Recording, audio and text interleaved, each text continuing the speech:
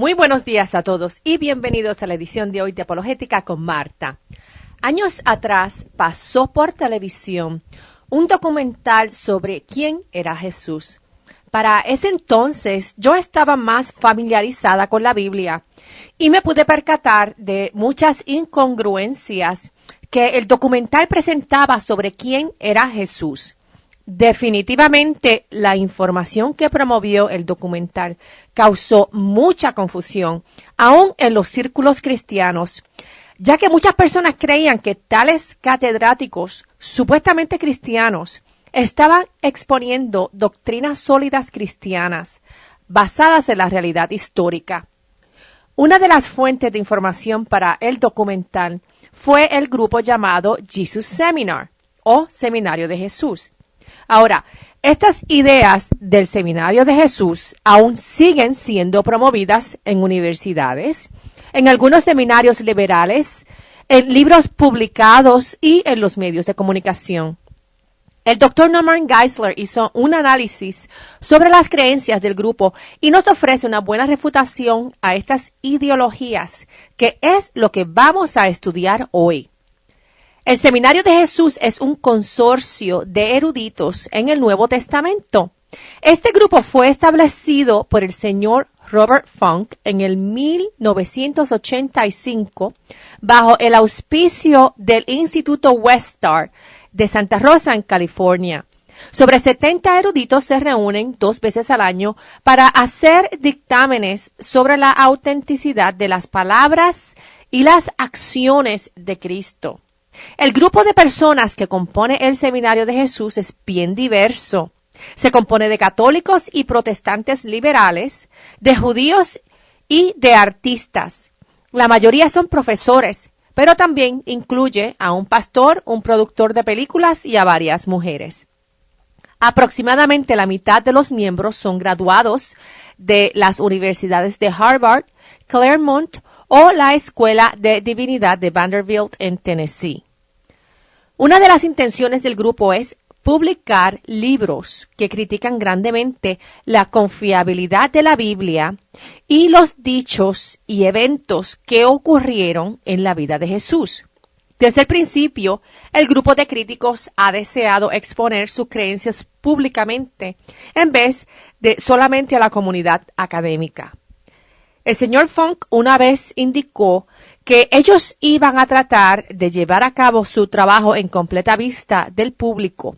Ellos no solo honrarían la libertad de información, sino que ellos insistirían en una divulgación pública de su trabajo. Para llevar esto a cabo, el Seminario de Jesús ha buscado la publicidad de todas las maneras posibles, que incluyó una serie documentaria por televisión, muchos artículos, entrevistas con la prensa, grabaciones y una posible película como parte de su campaña pública en diseminar una teología anti-supernaturalista. El señor Funk fue muy honesto en declarar lo radical que es el grupo. Él dijo: estamos probando lo que es más sagrado para millones y por lo tanto estaremos constantemente al borde de la blasfemia. Él fue muy honesto en hacer claras sus intenciones. El grupo admite que su intención es la de crear un nuevo Jesús ficticio, que envuelve el destruir el cuadro antiguo de Jesús en los evangelios y reconstruir uno de más utilidad para el hombre moderno. Obviamente, si ellos están haciendo su propio invento sobre quién es Jesús, ¿por qué entonces cualquiera debería fijarse en lo que ellos producen para encontrar al verdadero Jesús? Ellos definitivamente están creando a un Jesús a su propia imagen. Si ustedes tienen una Biblia, algunas versiones tienen en rojo las palabras de Jesús. De la manera que el Seminario de Jesús determina la confiabilidad de los evangelios, o sea, lo que Jesús dijo o no dijo, es mediante el uso de cuentas en colores para votar en la confiabilidad de lo que Jesús dijo. Una cuenta color roja significa que Jesús probablemente habló. Una cuenta rosada indica palabras que probablemente podrían ser atribuidas a Jesús. Una cuenta gris significa palabras probables, pero aunque no ciertamente, que vinieron de fuentes posteriores. Y las cuentas negras indican palabras que Jesús casi ciertamente no dijo. El voto de los miembros del seminario fue basado en una variedad de escritos cristianos que incluyen otros documentos fuera de los evangelios que encontramos en el canon bíblico de hoy. Por ejemplo, ellos incluyeron fuentes como el fragmento del Evangelio de Pedro, el supuesto documento Q, el Evangelio de Tomás, que es fechado en el segundo siglo, y el secreto de Marcos, que no existe. Ellos consideran que Tomás es un quinto evangelio a la par con los otros 4 libros de evangelios en la Biblia. El resultado del trabajo del Seminario de Jesús es la conclusión de que solamente 15 dichos, o sea, un 2%, puede absolutamente ser considerado como las palabras actuales de Jesús. Ellos indican que alrededor del 82% de lo que los evangelios bíblicos le acreditan a Jesús, que no es auténtico. En adición, ellos indican que otro 16% de las palabras están en duda. Las conclusiones radicales del trabajo del Seminario de Jesús han afectado el concepto de la ortodoxia cristiana que algunas personas poseen. O sea, sus ideas radicales han creado dudas y confusión dentro de la iglesia y fuera de la iglesia. Primero, que ellos enseñan que el antiguo Jesús, el que ha sido representado por la Biblia y por la iglesia por siglos, y el antiguo cristianismo ya no es relevante. Segundo, que ellos enseñan que no hay un acuerdo sobre quién era Jesús. Lo han catalogado como cínico, como un sabio, como un reformador judío, como un feminista, como un maestro profeta, como un profeta social radical o como un profeta escatológico. Tercero, que uno de los miembros del grupo, el señor John Dominic Crossan, promueve la teoría de que el cuerpo de Jesús fue enterrado en un sepulcro poco profundo, fue desenterrado y comido por perros. Cuarto, otra alegación del grupo es que los evangelios en el canon de la Biblia fueron escritos mucho más tarde de cuando ocurrieron los eventos y no pueden ser confiados. Quinto, el grupo alega que las palabras de Jesús pueden ser reconstruidas de un tal documento llamado Q, el Evangelio de Tomás, el secreto de Marcos y el Evangelio de Pedro. El señor Funk del seminario expresó que el contexto de la narrativa en el que todos estos dichos de Jesús están preservados en los evangelios son el invento de los evangelistas. Uno de los problemas del Seminario de Jesús es su consideración del Evangelio de Tomás a la par con los otros 4 evangelios bíblicos.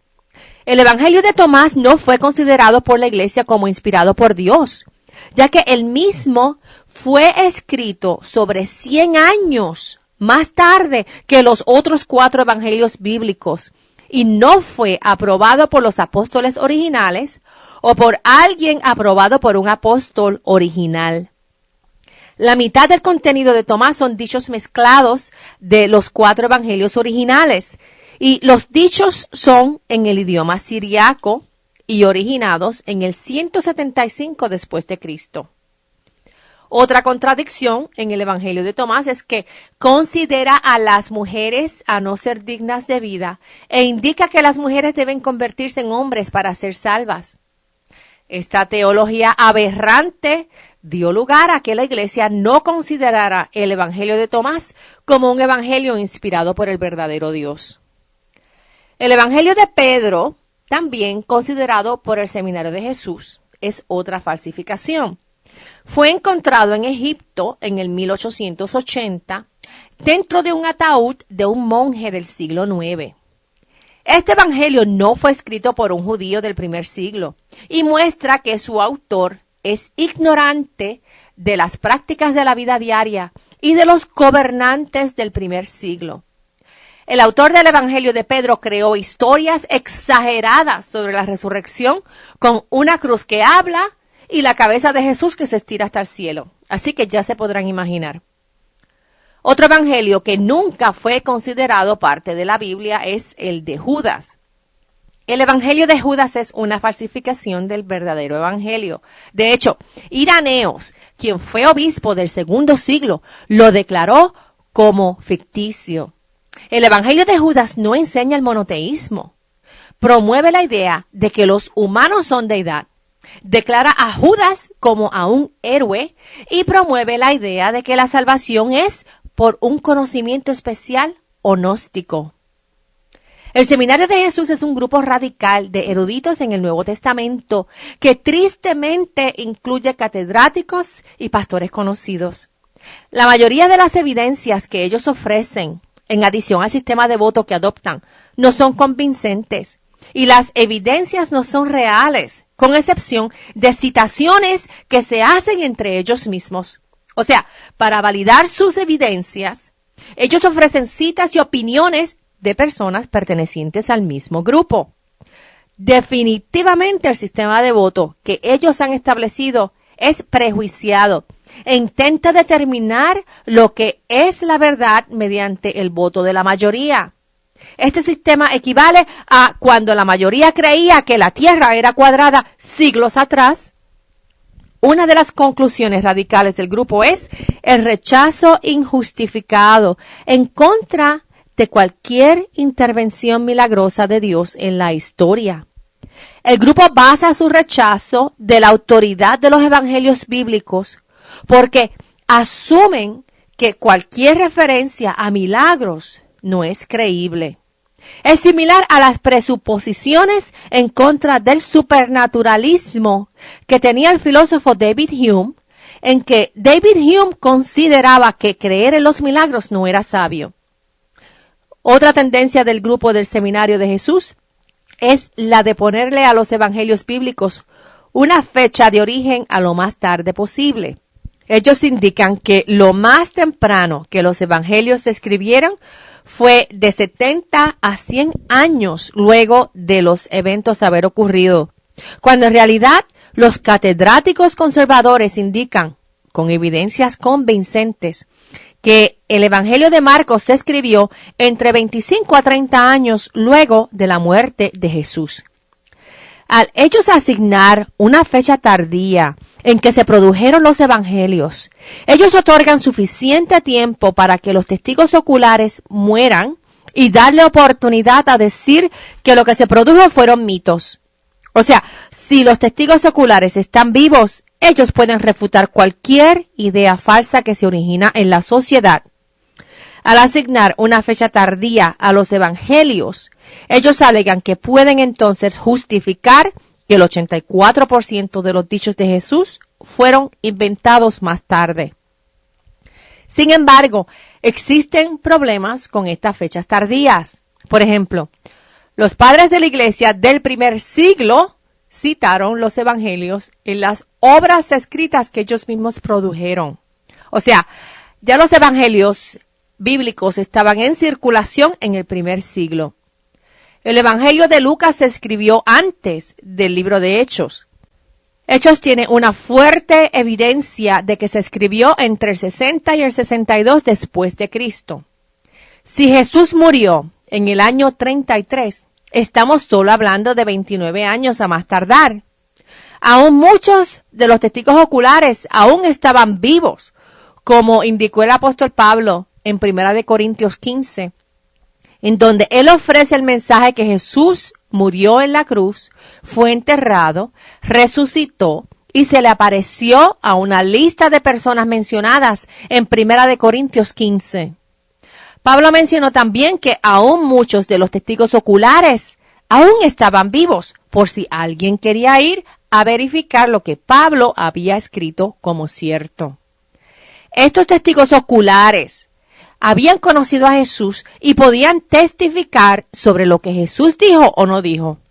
De hecho, muchos catedráticos críticos fechan a 1 Corintios como escrito entre el 55 y el 56 después de Cristo, lo que pone a este testimonio a solo 23 años a distancia de los eventos de la crucifixión y la resurrección. Ahora, aun si una persona permite reconocer que los eventos se escribieron entre los años 60 y los 80 después de Cristo, esto aún no permite suficiente tiempo para que se desarrollen distorsiones mitológicas. Se ha demostrado que aún 2 generaciones es muy corto tiempo para permitir que se desarrollen leyendas que borren la realidad histórica. Un ejemplo es el Holocausto de Hitler en Alemania. A finales de los 1930 y mediados de los 1940, Hitler llevó a cabo el Holocausto que mató a 6 millones de judíos y otros 6 millones de personas de diferentes creencias y razas. Hitler sistemáticamente asesinó a estas personas en campos de concentración.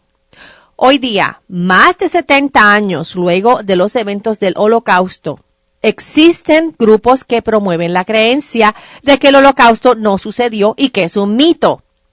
Existen muchos sitios en línea promoviendo sus mitos en contra de ese evento que cambió la vida de muchas personas mundialmente.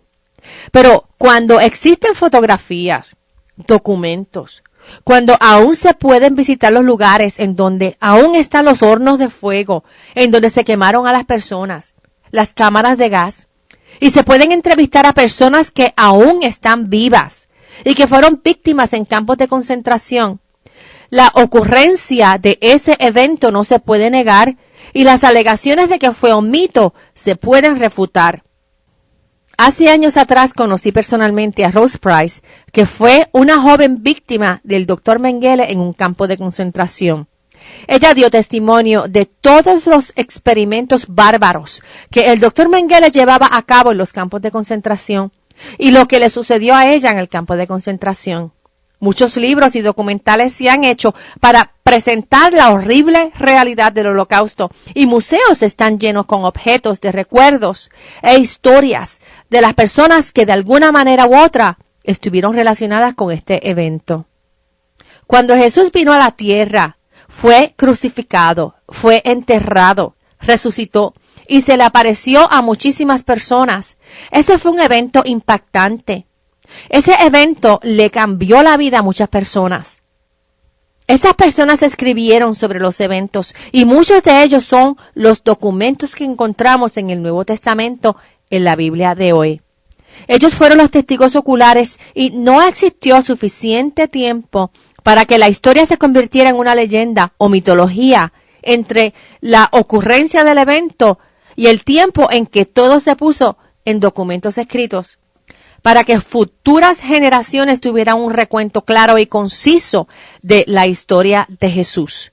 De hecho, cuando Lucas comienza su evangelio, él comienza con lo siguiente: por cuanto muchos han tratado de compilar una historia de las cosas que entre nosotros son muy ciertas, tal como nos la han transmitido los que desde el principio fueron testigos oculares y ministros de la palabra, también a mí me ha parecido conveniente, después de haberlo investigado todo, con diligencia desde el principio, escribírtelas ordenadamente, excelentísimo Teófilo, para que sepas la verdad precisa acerca de las cosas que te han sido enseñadas. Lucas hace un punto bien importante, y es que su evangelio está basado en las entrevistas a testigos oculares, no solo a historias que han pasado de boca en boca. Los errores en la ideología del Seminario de Jesús grandemente se relacionan con la selección de ellos en lo que ellos consideran documentos confiables. Ellos consideran como confiables el Evangelio de Tomás y el documento Q, el cual no existe. Q es un documento hipotético. No existen manuscritos de Q. Nadie al principio de la iglesia citó tal libro o se refirió a su existencia. Q es una reconstrucción literaria basada en presuposiciones. En respuesta a la alegación del señor Crozan de que el cuerpo de Jesús fue desenterrado y comido por perros, es una alegación sin fundamento alguno. Él no puede ofrecer evidencias al respecto y va en contra de la experiencia documentada que tuvieron los testigos oculares. Si el cuerpo hubiese sido alimento para perros, entonces, ¿quién se le apareció vivo y resucitado a las mujeres en el sepulcro, a los discípulos, a Santiago, el hermano de Jesús, a 500 en Galilea y finalmente a Pablo años más tarde, lo que produjo la conversión de Pablo? No olvidemos que Santiago, quien era hermano de Jesús, quien originalmente no creía que Jesús era Dios, y Pablo fue perseguidor de la iglesia. Luego de ellos ver a Jesús resucitado, ambos, Santiago y Pablo, creyeron y fueron líderes de la iglesia, aún sufriendo martirio por su creencia de que Jesús es Dios y resucitó. Si Jesús no se hubiese aparecido resucitado en un cuerpo glorificado, la iglesia no hubiese crecido drásticamente, aún en medio de persecución. Los discípulos, que fueron unos cobardes cuando Jesús fue arrestado y crucificado, se convirtieron en hombres valientes que compartieron el evangelio y nunca negaron su testimonio de que Jesús murió crucificado, fue enterrado, resucitó al tercer día y se le apareció a ellos en un cuerpo físico glorificado. Ellos pudieron ver, escuchar, tocar a Jesús y verlo comer alimentos. Él tuvo un cuerpo físico, no fue un fantasma lo que ellos vieron. Pablo escribió en Romanos 8, verso 11 lo siguiente, y dice: y si el espíritu de aquel que levantó a Jesús de entre los muertos vive en ustedes, el mismo que levantó a Cristo de entre los muertos, también dará vida a sus cuerpos mortales por medio de su espíritu que vive en ustedes. Esto quiere decir que si recibes el perdón de Jesús por medio de su sacrificio en la cruz, por el perdón de tus pecados, si le entregas tu vida a Jesús, Él promete poner el Espíritu Santo en ti y darte la certeza de que en la resurrección tú también tendrás un cuerpo glorificado como el de Jesús y habitarás en el reino de Jesús por toda una eternidad. Jesús puede tomar todos tus pecados y redimirlos todos. Tú no tienes que cargar el resto de tu vida con tus pecados. Jesús los puede tomar en sí y darte el regalo de gracia y vida eterna. Solamente tienes que aceptar su regalo de salvación voluntariamente. No permitas que ideologías falsas como la que promueve el Seminario de Jesús te separe del amor eterno que Jesús, el Dios de la Biblia, tiene hacia ti. Lee la Biblia y permite que Jesús te hable y te dé a conocer las cosas maravillosas que Él tiene para ti y también que Él te dé a demostrar el amor tan inmenso que tiene hacia ti. Si nos escuchas por primera vez, te invito a que visites nuestro sitio en línea, en donde encontrarás programas pasados radiales en archivo completamente gratis. Encontrarás enlaces recomendados, libros y estudios que te ayudarán a profundizar más en la fe cristiana y te equiparán a poder ofrecer una explicación de la fe que existe en ti. Recuerda que también estamos en Facebook. Nuestro enlace en línea es apologeticaconmarta.org y cualquier pregunta o comentario me puedes contactar al 404-483-4132. Es 404-483-4132. Que Dios los bendiga y hasta el próximo programa. Chao.